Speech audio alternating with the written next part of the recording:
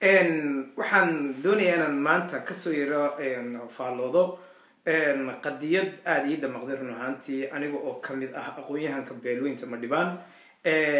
run ahaantii magacayguna uu yahay Dr. Kamal Dahir Canshuur waxaan in badan ku naaloonayay in aan noqdo shakhsi ama aan noqdo qof ku fakira aqligiisa saliimka inuu bulshadiisa uu wadada wanaagsan uu ugu iftiimiyo alxamdulillahi rabbil caalamiin maanta waxaan doonayaa in aan ka hadlo laba qadiyadood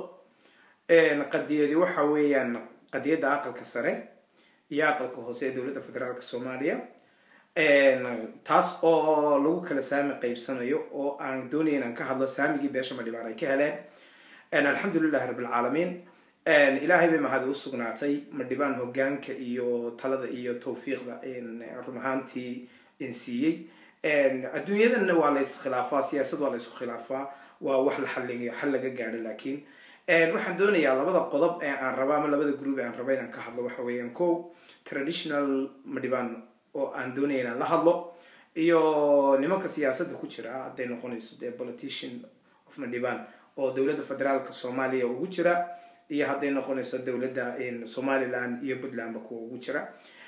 waxaan doonayaa inaan ku horeysiyo hadalkayga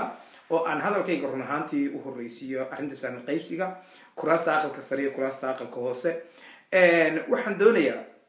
inaan marnaba indhaha laga lalinin cadaaladda iyo xaqa in lagu saami qaybiyo beesha Madhibaan gudaheeda waxa weeyaan labada kursi ee aqalka sare iyo aqalka hoose ee Madhibaan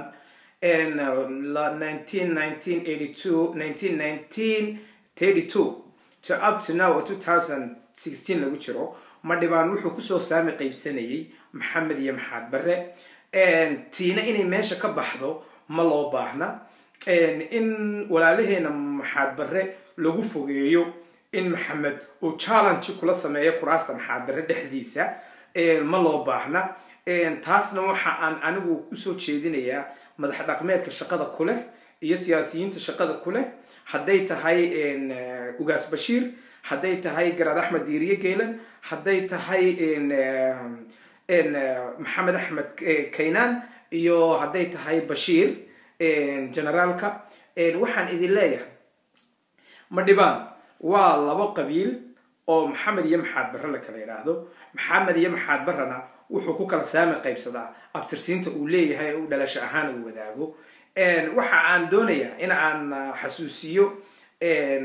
Ugaas Bashiir waxa tahay Ugaas